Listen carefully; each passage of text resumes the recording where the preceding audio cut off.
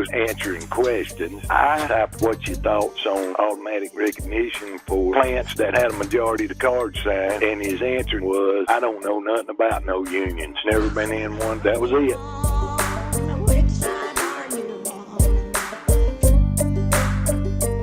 256-350. What's your name and where are you calling from? This is Joe. Hey, Joe. Joe. Decatur, Jacob. Joe, it's good to hear really from quick, you. What's on your mind? Yeah. Yeah.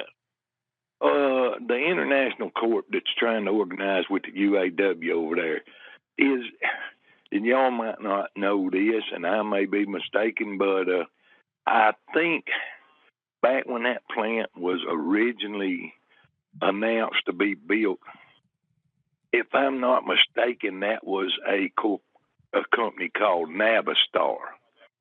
Yes, I believe that's correct. Well, I can't remember who actually owns them, but the best I remember when they came, there was some talks about them actually coming and getting automatic recognition. Can't even remember how many years ago that was. And somewhere down the line, that plant went from being the Navistar plant to this international plant. And most of it, the best I remember, was because the politicians was up in the air about it being an organized plant. And they was concerned about, maybe if y'all get time, and I know you're busy, maybe you can check into that and see if I'm remembering things right. That's all I really wanted to say on that. And really, really quick, and I'll get off here. I happened to catch a little podcast the other night with a guy that was running for governor here in Alabama as a Democrat. Y'all may or may not be aware of him. Chad Chig Martin. Yeah, you hear this guy? Okay, yes. well, I happened to catch his podcast. I don't know if y'all seen it or not, but 95% of, I mean, he was doing a live answering questions or comments, and most of it surrounded the hemp business, the THC business in Alabama. Mm-hmm. A few questions about rural hospitals and so forth, so on. I think he's an owner of some kind of hemp business until they put him out of business. Right. Yeah, I think that was, but I happened to type a comment in that was just simply what your thoughts on automatic recognition for plants that had a majority of the cards signed, and his answer to my question was, I don't know nothing about no unions. Never been in one, don't know nothing about them, so that was it. So if you get a chance to talk to him, you need to kind of enlighten him a little on, there is still some of us out here that'll cast the vote just based on that. If he don't know nothing about it, I sure ain't going to vote for him. But that's all I got, Jacob. Y'all take care, man. All right. I appreciate it, man. Thank you much. Yeah, great to hear from you, Joe. And appreciate you flagging that. I'm familiar with the candidate, but I hadn't heard any of that. And yeah, that's not, I mean, hey, I'll appreciate his honesty. Mm-hmm. I appreciate his honesty and being, straightforward that he doesn't know anything about it. That's more than I can say for some of the politicians down there who don't know anything about it and still want to talk about it and write laws about it. In fact. Yeah. Looking at some of this stuff, it looks like Navistar came to Navistar International Corporation. It looks like they came to Huntsville in 1999.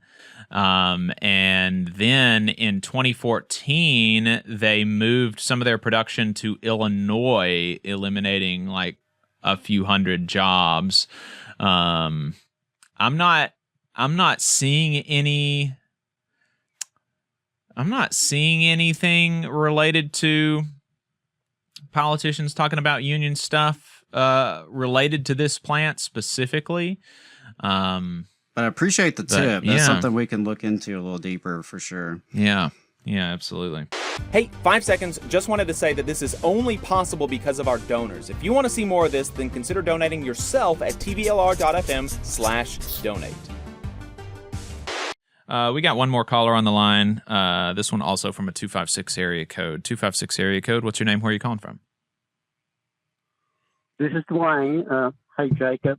Hey, Dwayne. Yeah, what's on your mind? Press secretary. Well, what first thing I want to say is in response to your last caller is I may run in November against Tuberville. Let's not forget that. And I am against SB 231. I believe it violates the freedom of speech rights of businesses, and that court-wise it shouldn't even be allowed to make it, guys. Right. Now, what else I was going to say, and I would be that going toward Abraham Lincoln type candidate that you talked about the other week, Adam. Right. And what else was I going to tell you? And only 18%. You remember you were talking about the percentages that ran in Alabama a while ago, Jacob. Only 18% voted in the governor's election on the Republican Party. That everyone can cross over to vote on and become a Republican if they don't like some of the exaggerated things of the Democrat Party. And I would be the person that you would want instead of Tommy Tuberville. Now, what else I was going to tell you, and I wanted to also tell you, Jacob, how much I really, really liked your interview with Alan Treadaway, who wanted to arrest people who were just standing at protests. It was one of the best interviews, and I think it made a huge difference. He changed his mind. Now, I was going to tell you about the AI being relegated where the states can do things. Guys, this is not necessarily a good idea. And if we don't see it for what it could be in the future, you'll be talking about it on the show in about 3 years. And why I'm saying this is because yeah, well, I mean, there is some, I can hear you. And there's some good news on that front. You know, the AI, there was a provision in this piece of legislation that's been going through in D.C. that would ban states from regulating AI for 10 years. And fortunately, that was taken out. So states, now this is not, it's not to say that DC is regulating AI, which I mean, there should be some federal regulations on AI, but this does, so states will still be allowed. And local government and as well. local governments, if the states allow it. I don't know if local governments can regulate AI in Alabama because of the preemption. I don't know. You'd have to have a lawyer look at that. That's but right. Alabama can regulate AI because that provision was taken out of the bill. Yeah. I'm saying that is in some cases a bad thing. Follow with me here. When we had phone service instead of internet, you couldn't have wiretapping, and it was a federal thing that you couldn't have wiretapping. Have you got me? Mm-hmm. Now, let's say we went to internet or anything else, and you let the persons that are generally in charge in the states that wanted it to come back to the states, they are going to make adaptations that make it where they have more control, more power, more along the lines of what Treadaway was wanting to do with the protest, Jacob. And if you look into it and you really dive deep into it, they're not going to use it for good purposes. They are going to use it a lot of times for the same things like SB 231. And there's not going to be anything that stops them. It will be up to persons that may not have much knowledge about AI to be part of grand juries that decide things that have to do with regulations that are made by AI. Have you got me? And the persons could have an extreme labor unions, all types of things could have a very extreme negative connotations to what's been done there, guys, if you really look into it. And so you're saying that you're saying that you don't think that state governments should regulate AI. Am I hearing that correctly? Okay. Eventually, Jacob, it's going to interfere with interstate commerce when AI is affected in different ways by different states. But just like anyone could tell you that they're going to want to do something. It's going to be like the Ladies for Liberty going against the libraries. It's going to be the Ladies of Liberty using AI. Have you got me? They will be the ones wanting AI structure to be where they can have a control mechanism on things within the states and the communities. Watch and hide and see if I'm not correct there, unless some type of tapering or something that reels them in stops them in those areas, guys.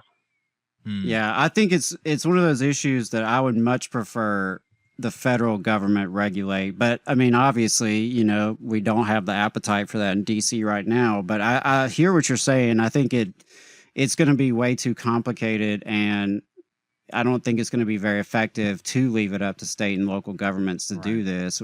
Ultimately, we need national and global, you know, regulations and protections. And just for context, there is an official task force in Alabama on AI. This is what Governor Kay Ivey set up to, you know, study this issue and deal with how the state responds to it. And it's got a mixture of folks on it. You know, there's 4 legislators. There's 6 people from Kay Ivey's cabinet. There's 2 university folks.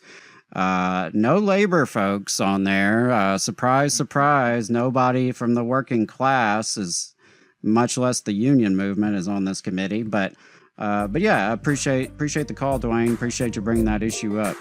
All right. Take care, everyone. Thanks a lot, guys. You just saw a clip from the Valley Labor Report. We are live every Saturday morning from 9:30 a.m. till 12:30 p.m. And we pride ourselves on keeping all of our content free to everybody so that we can talk to as many working folks as possible. If you support the work that we're doing, you think that it's important, you think that it's good, then consider making a monthly contribution to the project, and you can do that on our website, tvlr.fm.